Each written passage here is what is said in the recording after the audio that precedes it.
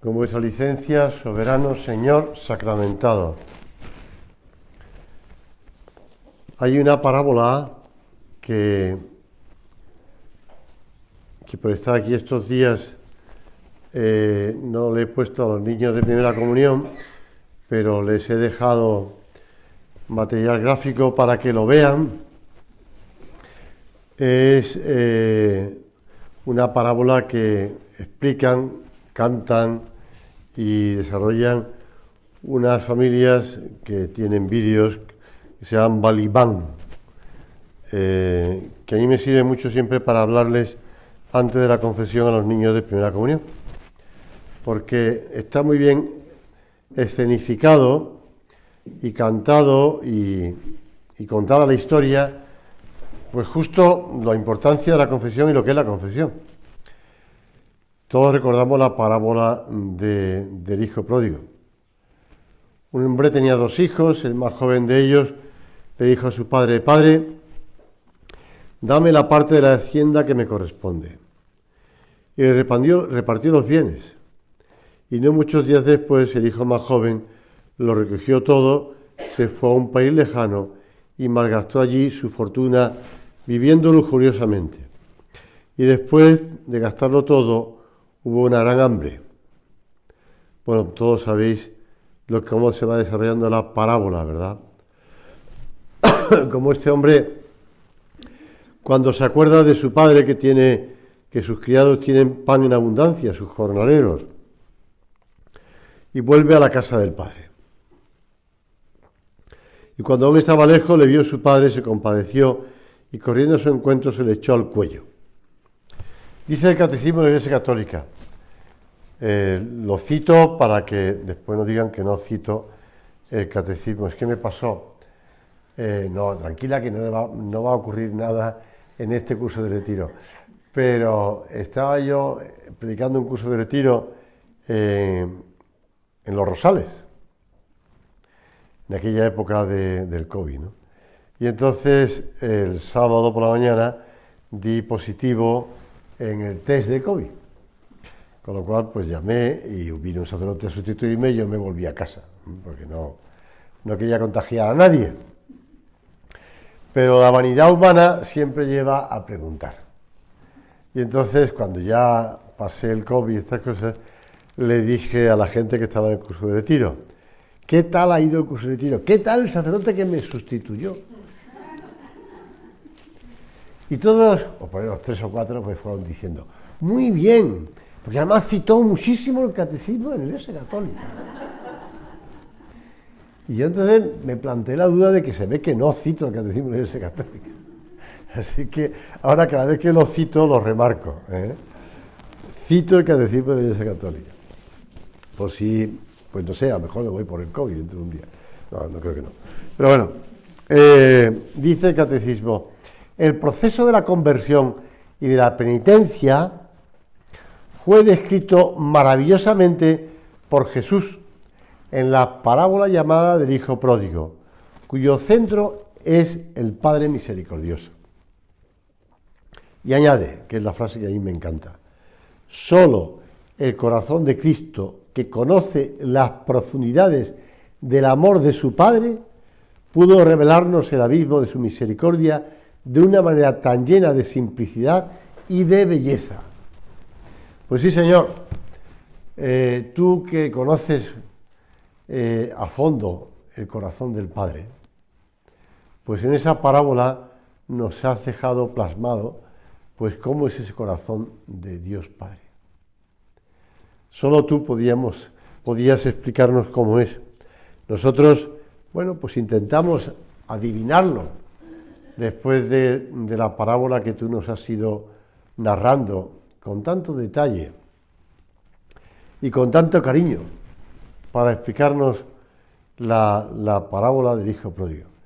Hay una película de un director italiano ya de hace años que me gustó algunas cosas, de esa película, que es El Jesús de Nazaret de Franco Zeffirelli. Y entonces a mí me gustó especialmente cuando después de la pesca milagrosa, pues que Mateo cobra ahí los impuestos, cobra los impuestos, y cosa que no sienta nada bien a Pedro. A Simón no le sienta nada bien porque se ha quedado, el otro se ha quedado con bastante impuestos, ¿no?, de la pesca milagrosa. Y entonces el Señor llama a Mateo, y Mateo organiza un banquete con sus amigos, y va allí, pues sus amigos, bueno, lo que narra el Evangelio, ¿no? Y entonces ahí Cristo empieza a narrar la parábola del hijo pródigo. Ya digo que es un recurso cinematográfico, ¿no? Porque Pedro está escuchando la parábola desde fuera, desde lejos. Y en la medida en que va escuchándola se va acercando más, hasta que escucha la parte del hermano mayor que no quiere recibir en su casa al hermano pequeño. Entonces se da cuenta de que es su caso, ¿no? Y entonces entra y bueno, reconoce ante el Señor y ante Mateo que él también estaba portándose mal. Bueno, no sé si ocurrió así, yo creo que no. Me parece que es un recurso de cine, pero queda bien, porque está muy bien, porque es las dos personas, los dos hermanos en la parábola, ¿no? Pero lo importante es el Padre, el Padre. Por eso, todos los días, como sabéis, el pregonero del Opus Dei, el Padre, reza ese salmo que solía rezar nuestro Padre. Misericordia, Dios mío, por tu bondad. Por tu inmensa compasión, borra mi culpa, lava de todo mi delito, limpia mi pecado. Oh Dios, crea en mí un corazón puro. Renuévame por dentro un corazón contrito y humillado, tú no lo desprecias. Efectivamente, el Señor no desprecia pues ese corazón contrito y humillado. Y siempre está con los brazos abiertos esperando a que volvamos a Él. Y también que el hermano mayor acoja al hermano menor.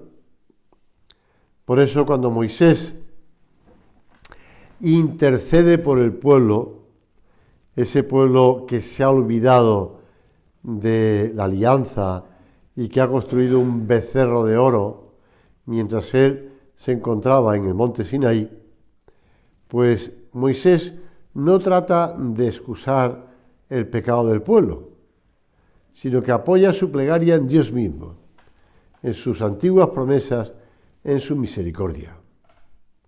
Un Dios que perdona y que manifiesta su infinita alegría por cada pecador que se arrepiente. También San Pablo nos explica en la carta a Timoteo, en la primera carta a Timoteo, podéis fiaros y aceptar sin reservas lo que os digo, que Jesús vino al mundo para salvar a los pecadores, y yo soy el primero, y por eso se compadeció de mí, para que en mí, el primero, mostrara a Cristo toda su paciencia.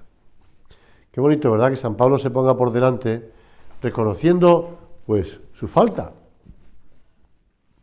reconociendo, pues, su pecado. Señor, que también nosotros sepamos acoger a los demás, acoger, pues, con esas obras de misericordia. Esas obras de misericordia que cuesta tanto aprenderse en el catecismo, pero bueno, hay sus más y sus menos, y hay sus recursos catequéticos para aprendérselos, ¿no? Yo debo reconocer que la bienaventuranza sí me acuerdo de cuando era pequeño, el Pomanjó, Milín Papá, eso me acuerdo bien, pero en cambio las obras de misericordia me cuesta más recordarlas, Bueno, tanto las corporales como las espirituales.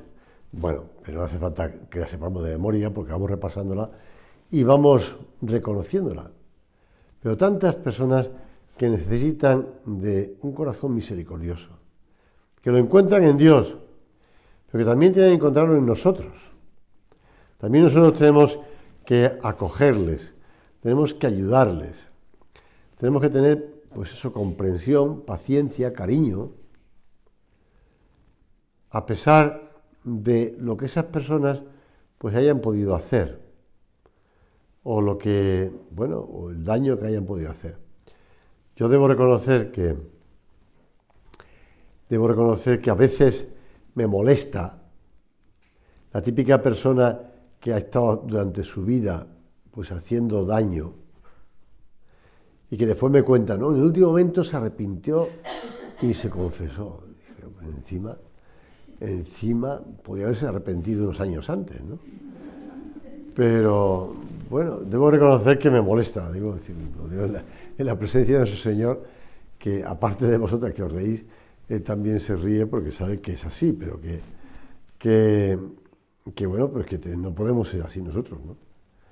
Porque el Señor en su infinita misericordia sabe cómo sacar de los males bienes, ¿verdad? Y de los grandes males, grandes bienes. Así que no nos tenemos tampoco nosotros que desesperar ni tirar por tierra a nadie, ¿no? Evidentemente. El otro día se me acercó un chico a la sacristía, un poco pues, a punto de llorar, ¿no? Entonces me narraba, me contaba que una tía suya se había suicidado. Entonces me venía a decir pues que si podía rezar por ella, la misa, que iba a celebrar. Dije, claro que sí, por supuesto. Pero te voy a contar una cosa, mira, para que también tú no pienses que por el hecho de que tu tía se haya suicidado, ya está todo perdido. Entonces le conté algo que seguro que lo habéis oído contar, pero en aquella ocasión que estaba el santo cura de Ars en su iglesia, y pues eso, tanta gente que venía a confesarse, tanta gente tal, y se cruzó con una mujer y le dijo, quédate tranquila que tu marido se ha salvado. Entonces ella puso cara de sorpresa y de que no entendía lo que le estaba diciendo, no entendía por qué se lo decía. Entonces el santo cura de Ars volvió a insistir, quédate tranquila que tu marido se ha salvado. Entonces ella pues no entendía por qué, hasta que ya el santo cura le dijo, mira, entre el puente y el río estaba la Virgen, y le contó, ya sé que tu marido lo practicaba, lo creía, fuera, pero cuando tú en casa esos días que ponías una vela a la Virgen, le encendías la vela a la Virgen y le rezabas a la Virgen, él también por detrás, sin que tú te enteraras, rezaba. Por eso, cuando se suicidó tirándose del puente al río, a mitad de camino estaba la Virgen y él se arrepintió.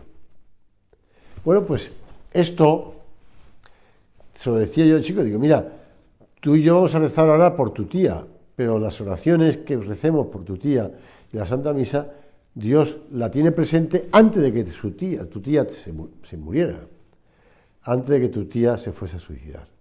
Así que quédate tranquilo, que vamos a pedir especialmente por tu tía. Ya verás cómo Dios eso lo utiliza para que tu tía se convierta, aunque a lo mejor en un momento de desesperación se haya quitado la vida. Pues eso que hace Dios, que hasta el último momento tiene esas entrañas de misericordia, también tenemos que hacerlo nosotros, ¿no? También tenemos que hacerlo nosotros con los demás. Y no podemos ser como vengativos, diciendo, pues tú has estado haciendo el mal y ahora yo, pues te pago con pedradas, ¿no? Porque ahora estoy yo en la posición de fuerza, ¿no? Pues no, nunca estamos en la posición de fuerza, siempre estamos en la parábola del hijo pródigo. Dice San Clemente, obispo de Alejandría, en su gran amor por la humanidad, Dios va tras el hombre, como la madre vuela sobre el pajarillo cuando éste cae del nido, y si la serpiente lo está devorando, revolotea alrededor gimiendo por sus polluelos. Así Dios busca paternalmente a la criatura, la cura de su caída, persigue a la bestia salvaje y recoge al hijo animándole a volver a volar hacia el nido. Y eso es lo que el Señor va haciendo con nosotros. Va continuamente intentando, y sobre todo las personas que puedan estar más apartadas de Él, para que se hayan caído del nido. Yo siempre recuerdo cuando pequeño mi padre me traía gorriones que se habían caído del nido. Yo los cuidaba con mucho detalle y terminaban siempre muriéndose. Con gran pesar mío, porque yo les daba a comer pan con leche, con mucho tal, y se morían. Pero cuando ya fui mayor, se me vino abajo el sentimentalismo, porque comprendí que los gorriones que se habían caído del nido, no es que se hayan caído del nido, es que lo habían tirado los demás, porque eran los más débiles y los más frágiles, los que ya se podían morir. Con lo cual yo estaba intentando, pues eso, era paliativo, no era medicina. No era medicina. Pero yo eso no lo sabía y mi padre tampoco me lo contaba porque veía con gran ilusión cómo yo intentaba salvar a los pajarillos, a los gorriones, ¿no? Evidentemente, los gorriones o los pájaros que se han caído del nido, como dice San Clemente de Alejandría, pues son los que han sido expulsados del nido porque tienen una enfermedad, porque tienen una cosa. Pero no por eso nosotros vamos a dejar pasar indiferente ante ellos, sino que tenemos que procurar pues acercarles a la confesión y curarles. No dar a nadie ya por perdida. A nadie. La actitud misericordiosa de Dios será, aunque cuando estuviéramos lejos, el más poderoso motivo para el arrepentimiento. Antes que nosotros alcemos la mano pidiendo ayuda, ya ha tendido Él la suya, el Padre que sale al encuentro, para levantarnos y ayudarnos a seguir adelante. Y además conscientes de que cuando el Padre organiza la fiesta porque su Hijo ha vuelto, pues lo que hace el Padre es salir a su encuentro con los brazos abiertos. Salir con los brazos abiertos. En la parábola del Hijo Pródigo, decía el Papa San Juan Pablo II, consiste en la rebelión frente a Dios o al menos en el olvido o indiferencia ante Él y su amor. Y ese amor de Dios está siempre presente. Dios no puede dejar de amar, porque Dios es amor. El hombre huye de Dios, ¿de acuerdo? Y añadía Juan Pablo II, para esta fuga de Dios tiene como consecuencia para el hombre una situación de confusión profunda sobre su propia identidad, junto con una amarga experiencia del empobrecimiento y de desesperación. El hijo pródigo, según dice la parábola, después de todo comenzó a pasar necesidad y se vio obligado él, que había nacido en libertad, a servir a uno de los habitantes de aquella región. Qué mal se está lejos de Dios. Dice San Agustín, ¿dónde se estará bien sin Cristo? ¿O cuándo se podrá estar mal con Él? Pues evidentemente con Cristo no se está mal. Al contrario. Esto es lo que tenemos que ayudar a las personas a que lo comprendan, a que lo entiendan, con gran paciencia, con gran consideración, con gran oración para que esas personas sientan hambre y vuelvan otra vez a la casa del Padre, para que sientan compasión, para que se den cuenta de lo que han perdido y de cómo pueden volver a recuperarlo. Que nunca cabe la desesperación, que nunca cabe pues el fracaso. No, al contrario. El Padre le recibe y le recupera la dignidad de hijo. Le pone el anillo, que como ya te han explicado muchas veces, el anillo significaba eso, la dignidad de hijo. Hijo y heredero de la casa. Aparte de eso le pone el mejor traje, las sandalias en los pies, y organiza la fiesta. Pero la dignidad de hijo, como dice San Agustín, el vestido más preciado lo constituye en huésped de honor. El anillo le devuelve la dignidad perdida. Las sandalias lo declaran libre. acaba de recuperar la libertad, esa libertad perdida. Señor, te pedimos ahora, tú que nos has mostrado cómo es el corazón del Padre, que también nosotros te imitemos a ti y tengamos ese corazón de Padre, que sintamos con ese corazón tuyo pues las necesidades de los demás y sintamos esa preocupación por los demás, que andan cansados y agobiados, como ovejas que no tienen pastor. El amor del Padre. Y entonces, Él, que es objeto de la compasión divina, dice Juan Pablo II, no se siente humillado, sino como hallado de nuevo y revalorizado. Por eso, en la confesión, recuerdo que cuando vivía en Santiago de Compostela, entre muchas cosas, pues, variadas, pues, los domingos que podía, iba a confesar a una parroquia cercana a Santiago. Y entonces, pues el sacerdote me dijo, mira, pues te agradezco mucho que vengas a confesar, o lo conocía desde que era seminarista, así que, pues te agradezco mucho que vengas, pero que sepas que los confesionarios, en la iglesia esta que es antigua, los confesionarios están delante. Estas típicas cajas antiguas, confesionarios de madera, y además estaban delante. Entonces la iglesia que era alargada, de piedra, antigua, pero los confesionarios estaban al lado del altar casi, ¿no? Donde empezaba el presbiterio, con lo cual todo penitente que quisiera confesarse tenía que recorrer la iglesia bajo la mirada de todo el mundo diciendo, mira, va a confesarse, ¿qué pecados habrá cometido? No, eso ya me lo imagino yo, pero bueno. Total, que ella me dijo, tengo que hacer un confesionario detrás. Y efectivamente, pues lo pensó, organizó muy bien el asunto, la pila bautismal estaba al fondo, pues abajo delante, si no recuerdo mal, no me han entrado dudas, y en cambio, pues en ese sitio, que era una pequeña entrada en la iglesia, pues puso unas puertas de madera, una para el penitente y otra para el sacerdote, y arriba puso Sacramento de la Alegría. Claro, este sacerdote conocía mucho, claro. Había habido muchos círculos hablando del Sacramento de la Alegría. Pues eso, Sacramento de la Alegría, lo que nuestro padre llamaba la confesión, el Sacramento de la Alegría. Pues sabemos nosotros que las personas cuando se confiesan recuperan la alegría. La alegría. Debo decir que a veces, cuando nos acercamos a una persona a confesar, tenemos que escoger el momento oportuno. Primero porque, claro, evidentemente no hay que hacerle pasar por toda la iglesia bajo la mirada del pueblo, ¿no?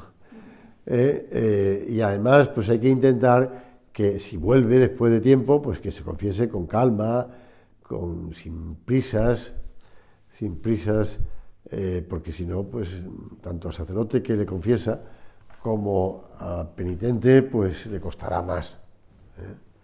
Que recuerdo que este verano alguien me decía, yo lo que no me gusta un sacerdote, no es de Madrid, con lo cual no, me decía, lo que no me gusta es cuando me llega alguien y me dice, padre, una confesión rápida. Estaba a punto de empezar la misa, una confesión rápida. Claro, a él le molestaba eso. Yo no le contesté diciendo, hombre, a lo mejor es que no te has puesto a confesar antes o lo que sea, ¿no? No se lo dije. Evidentemente, pues, le conocía también de tiempo y no le dije eso. Pero sí, tampoco podemos forzar la máquina, ¿no? A que el pobre cura, que va a empezar la misa 3 minutos antes, le digamos una confesión rápida, ¿no? Porque el pobre, pues, le pones en un brete. Sí que hay que preparar bien, que se preparen bien para la confesión, facilitarles todo, para ayudar a las personas a confesarse de nuevo, a confesarse de nuevo. Y se pusieron a celebrar la fiesta, como tú sabes, ¿no? Y llegó el hermano mayor, que se enfada, y dice San Agustín, ¿no te ha movido el coro, el regocijo y la fiesta de la casa? ¿El banquete de ternero cebado no te ha hecho pensar? Nadie te excluye a ti, todo en balde. Habla el siervo, dura el enojo, no quiere entrar. Y dice eso porque en el fondo el otro también se considera como siervo de su padre, que hace las cosas por obligación y que está sometido para el mandato de su padre. Por lo tanto, cuando la persona está en la tibieza, en esa tibieza que hace las cosas porque tiene que hacerlas, pues a lo mejor no entiende la alegría de la persona que se confiesa después de mucho tiempo. Pero también a esas personas hay que ayudarles a que recapaciten. Y a decirle, vamos a ver, ¿tú cómo te confiesas? Y ayudar a confesarse bien. A que hagan también ellos un examen, o ellas, un examen de conciencia a fondo.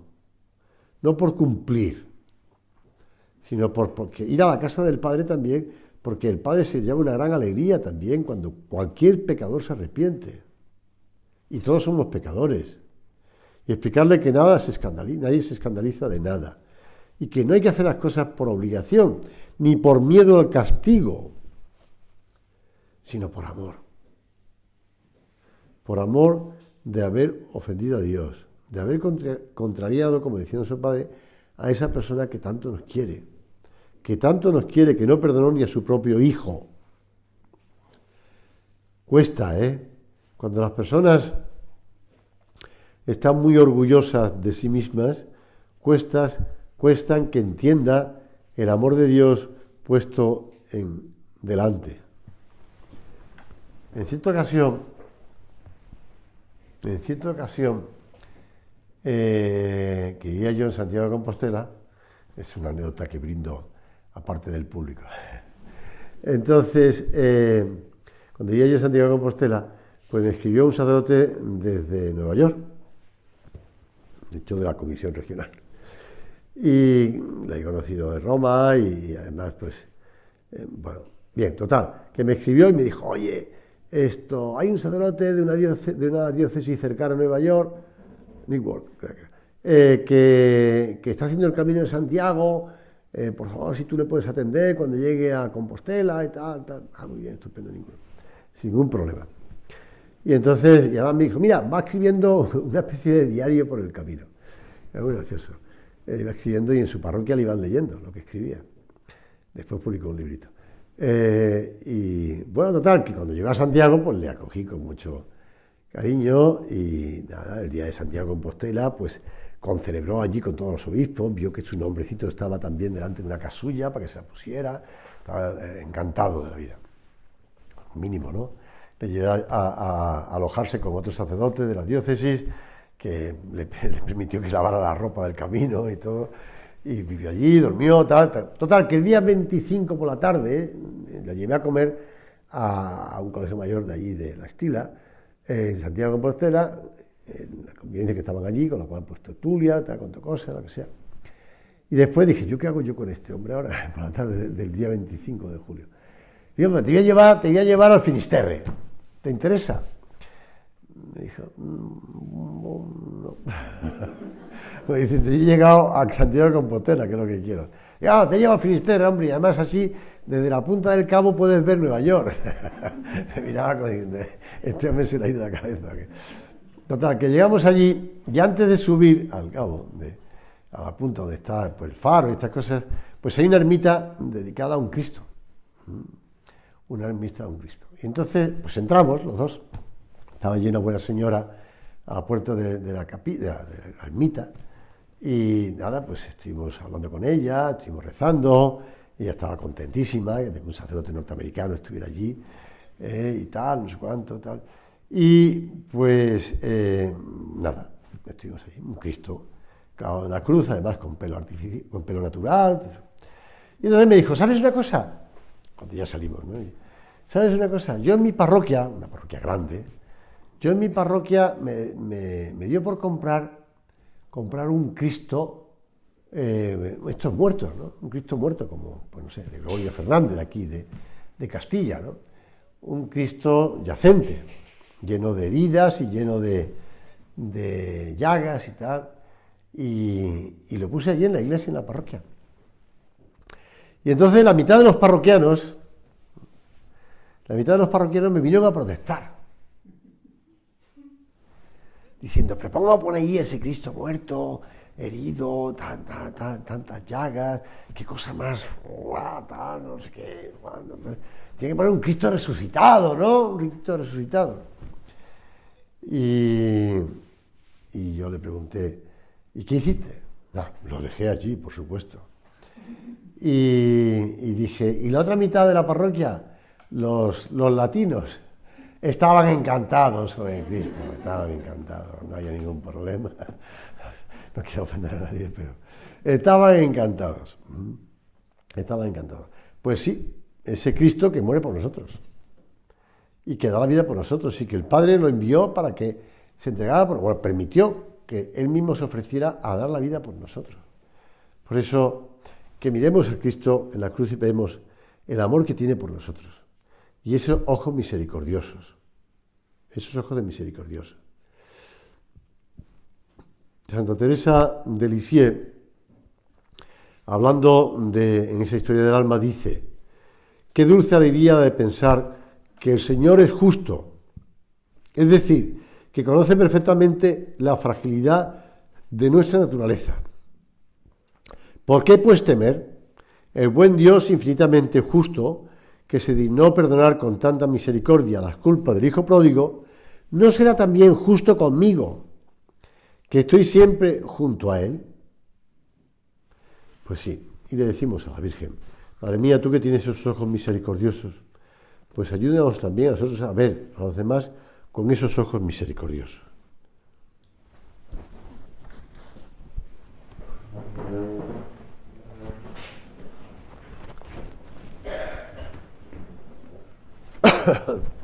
Doy gracias, Dios mío, por los buenos propósitos, afectos e inspiraciones que me has comunicado en esta meditación. Te pido ayuda para ponerlos por obra. Madre mía Inmaculada, San José, mi Padre y Señor, Ángel de mi guarda, interceded.